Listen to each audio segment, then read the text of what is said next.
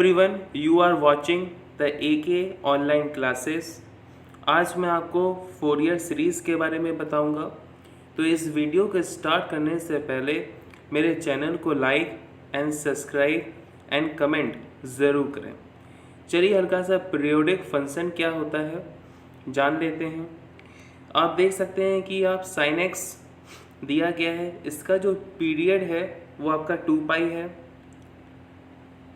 Cosine x का period भी आपका 2 पाई होता है। सेक एक्स का भी पीरियड आपका 2 पाई होता है। लेकिन टेन एक्स कॉट एक्स का जो पीरियड होता है वो आपका पाई होता है। क्या होता है? आपका पाई होता है। तो साइन एक्स का डायग्राम आपके यहाँ राइट हैंड साइड बना हुआ है। तो आप देख सकते हैं कि साइन एक्स की जो वैल्यू है वो 0 से 2 पाई होता है, उसका पीरियड होता है। और 2 पाई के बाद जो साइन एक्स का जो ग्राफ होता है वो फिर से आपका रिपीट करता है। वैसे आप कॉस एक्स का भी आप देख सकते हैं, ये राइट हैंड साइड आपका बना हुआ है। देख सकते हैं कि 0 से 2 पाई होता है और इसका जो पीरियड होता है वो भी 2 पाई होता है।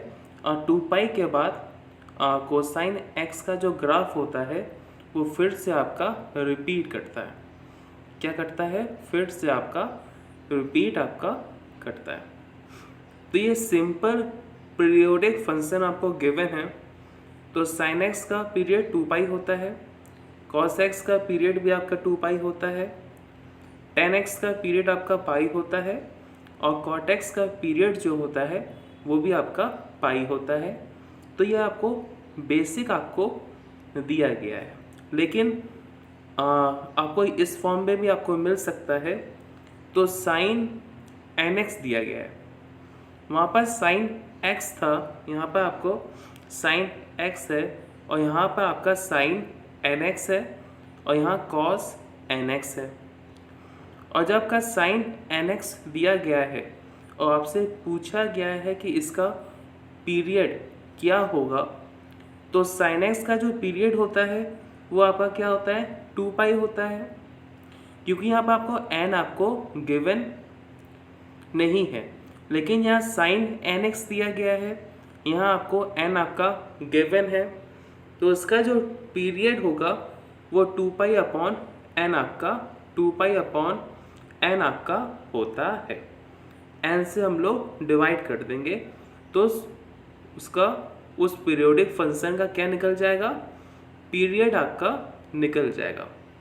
जैसे आप देख सकते हैं कि कॉस एन एक्स आपको गिवन है, तो कॉस एक्स का क्या होता है? पीरियड आपका 2 पाई होता है। आपका क्या होता है? 2 पाई होता है। लेकिन वहाँ पर एन नहीं था, एन की वैल्यू वहाँ पर आपकी 1 है। लेकिन यहाँ कॉस एन एक्स है, यहाँ क्या दिया गया? यहाँ एन की वैल्यू आपकी 1 भी हो सकती है, 2 भी हो सकती है और 3 भी हो सकती है। कुछ भी आपकी एन की वैल्यू आपकी हो सकती है। तो कॉस एन एक्स का जो पीरियड होता है वो 2 पाई अपॉन एन आपका होगा। तो साइन एक्स और कॉस एक्स और टेन एक्स और कॉट एक्स ये सिंपल पीरियोडिक फंक्शन आपको गिवन है। क्या गिवन है? सिंपल पीरियोडिक फंक्शन आपको गिवन है। और ये sine x, cos x, ten x और कॉट एक्स ये भी सिंपल है।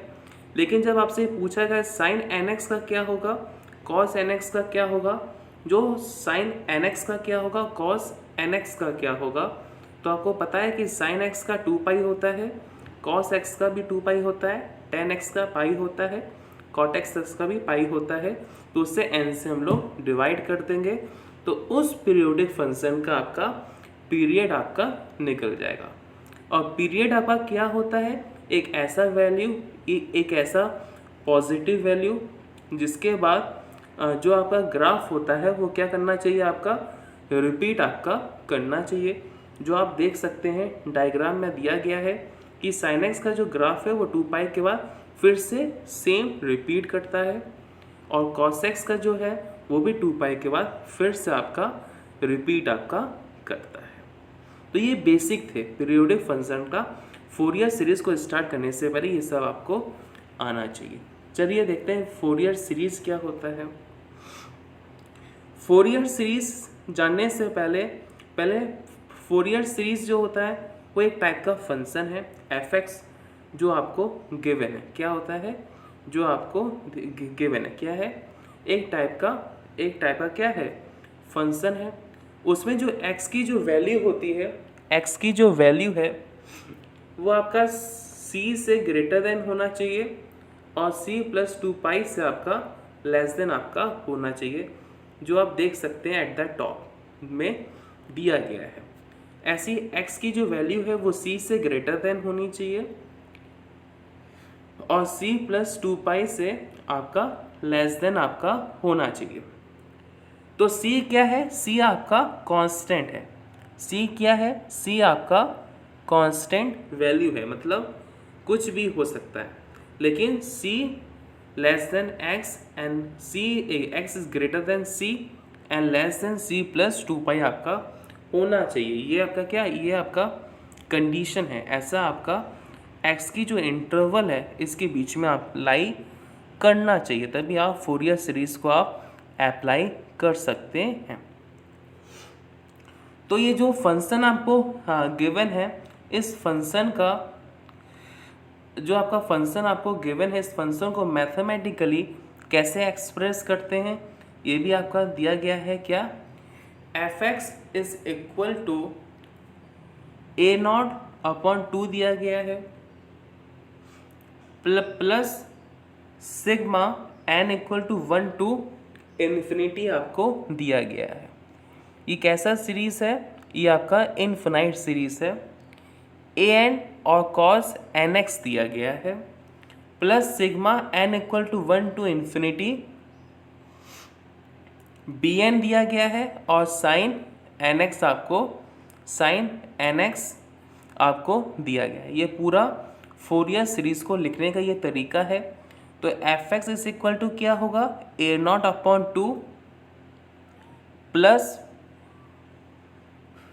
Sigma n equal to 1 to infinity an cos nx plus sigma n equal to 1 to infinity bn sine nx आपको इस फॉर्म है। ये मैथमेटिकली एक्सप्रेशन है। ऐसे हम लोग फोरियर सीरीज को हम लोग लिखते हैं। Where a0 is equal to 1/π integration c से c प्लस 2π f(x) dx, ये आपको निकालना पड़ेगा, तब जाके वहाँ पर आप पुट करेंगे। दूसरा क्या होता है? an is equal to 1/π limit c to c plus 2π f(x) cos nx dx होता है। ये आप लिखा हुआ देख सकते हैं। bn is equal to 1/π integration c plus 2π f(x) sine nx dx आपको गिवन है, ये भी आप देख सकते हैं। तो ये a0 या फिर an या फिर bn जो दिया गया है ये उसका फॉर्मूला है और ये आपको याद होना चाहिए, तभी आप a0 की वैल्यू या फिर आप an की वैल्यू या फिर आप bn की वैल्यू आप फाइंड आउट कर पाएंगे। और ये वैल्यू आप फाइंड कर लेंगे तो आप इस एक्सप्रेशन में आप मैथमेटिकल एक्सप्रेशन में आप पुट करेंगे तो आपको क्या मिल जाएगा? फोरियर सीरीज आपको मिल जाएगा। एक इम्पॉर्टेंट फॉर्मूला होता है जिसका इंटीग्रेशन स्टूडेंट नहीं निकाल पाते हैं, उस फॉर्मूले को आपको याद करना चाहिए। क्या है फॉर्मूला? इंटीग्रेशन e⁴ दिया गया है, साइन bx dx दिया गया है, इस इक्वल टू होता है e⁴ upon a² plus b² bracket a into sine bx minus b cos x bx bracket close plus c क्या है? आपका कांस्टेंट है। कुछ भी कांस्टेंट होता है, जैसे कि इंटीग्रेशन करते हैं तो कुछ कांस्टेंट वैल्यू आती है, उसे हम लोग c से रिप्रेजेंट करते हैं। आपने क्लास 12th में आपने पढ़ा होगा, इंटीग्रेशन को सॉल्व करते समय कांस्टेंट वैल्यू आपकी आती है, क्योंकि डिफरेंशिएशन में क्या होता है? कांस्टेंट की जो वैल्यू होती है वो आपकी 0 हो जाती है। तो डिफरेंशिएशन में नहीं आता, लेकिन इंटीग्रेशन में प्लस सी या कुछ तो कांस्टेंट की वैल्यू आती है जिसे हम लोग सी से रिप्रेजेंट करते हैं।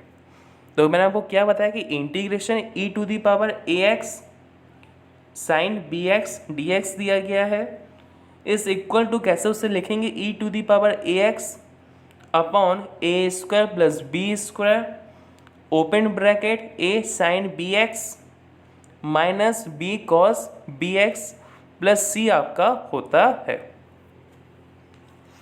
दूसरा क्या फॉर्मूला होता है देखते हैं। दूसरा जो फॉर्मूला होता है वो आपका क्या होता है, दूसरा फॉर्मूला होता है इंटीग्रेशन e⁴ cos bx दिया गया है। उस फॉर्मूले में क्या था, साइन bx आपका साइन bx दिया गया था। इस फॉर्मूले में आपका क्या है, cos bx आपको गिवन है।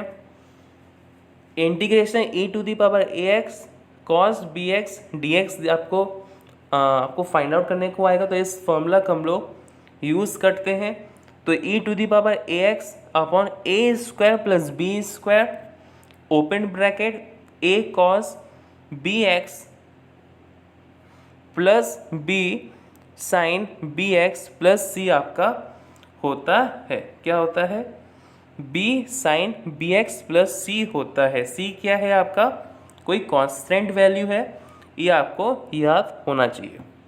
ये बेसिक फॉर्मूला है जिसका फोरियर सीरीज में क्वेश्चन को सॉल्व करते समय इस फॉर्मूले के क्वेश्चन को यूज़ करना पड़ता है। तो ये फॉर्मूला इम्पॉर्टेंट है और आपको याद होना चाहिए। तो फॉर्मूला याद नहीं होगा तो आप क्वेश्चन को आप सॉल्व ही नहीं कर पाएंगे। क्वेश्चन तो दूर, पहले आपको इंटीग्रेशन आपको सॉल्व करना पड़ेगा, तब जाके आप फाइंड कर पाएंगे ना a0 की वैल्यू, an की वैल्यू और bn की वैल्यू। ये सब फाइंड कर लेंगे तब जाके तो फोरियर सीरीज आपका निकलेगा। और उसके बाद के कुछ छोटे छोटे फॉर्मूले हैं, ये भी आपको याद होना चाहिए। Sine n pi is equal to 0 होता है। क्यों, क्योंकि साइन 0 की वैल्यू आपकी 0 होती है, साइन पाई की वैल्यू भी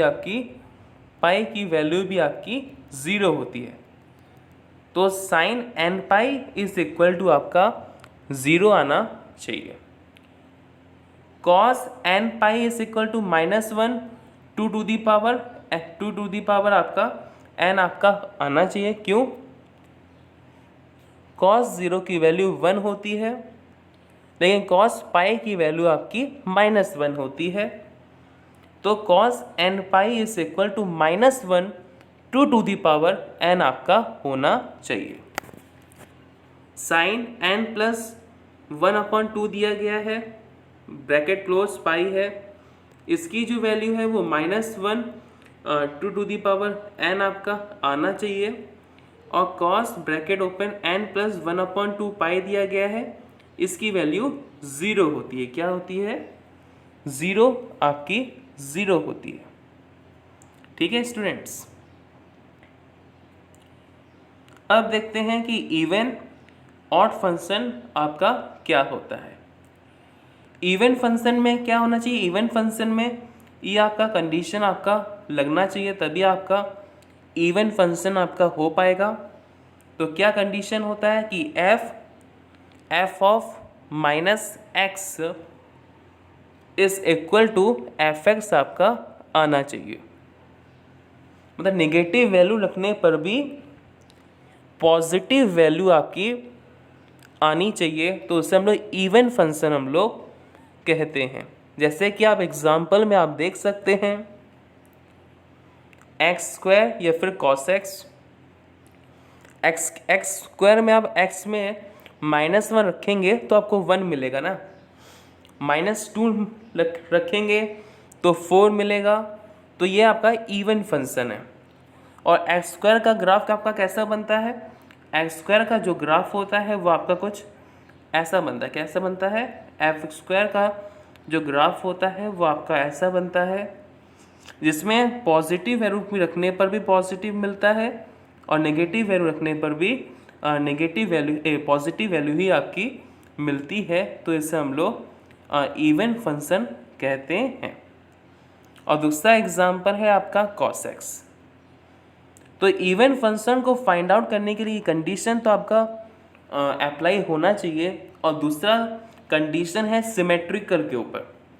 symmetrical about the y axis, y axis के अबाउट आपका सिमेट्री आपका मेंटेन होना चाहिए। तो आपको याद होना चाहिए कि cos x का जो ग्राफ होता है वो आप देख सकते हैं कि 0 से 2 पाई होता है, 2 पाई उसका पीरियड होता है। तो आप देख सकते हैं कि y के अलोंग सिमेट्रिकल आपका सिमेट्रिकल आपका है। तो आप देख सकते हैं कि डायग्राम में मैंने जो बनाया है उसमें आप देख सकते हैं कि y के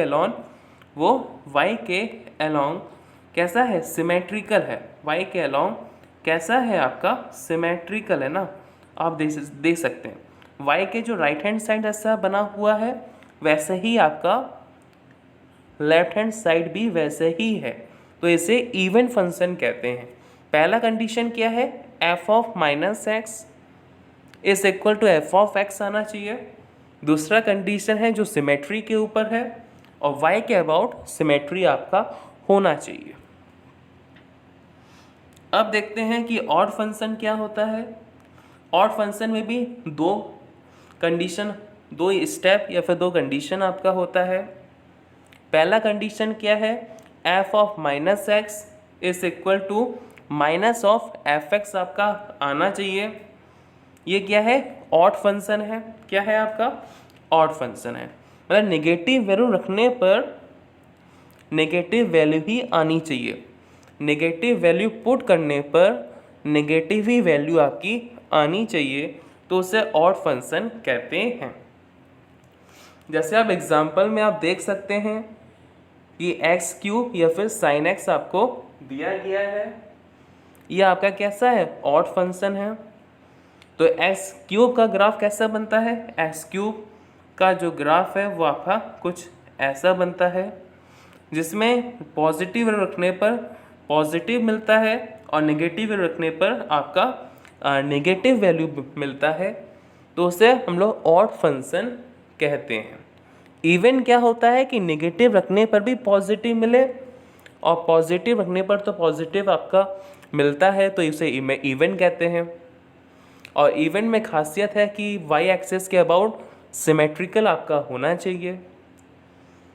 लेकिन जो ऑड फंक्शन आपका होता है वो नेगेटिव वैल्यू रखने पर आपका नेगेटिव मिलना चाहिए और पॉजिटिव वैल्यू रखने पर आपका पॉजिटिव वैल्यू आपका मिलना चाहिए, जैसे आप ग्राफ में आप देख सकते हैं। दूसरा होता है सिमेट्रिकल कंडीशन।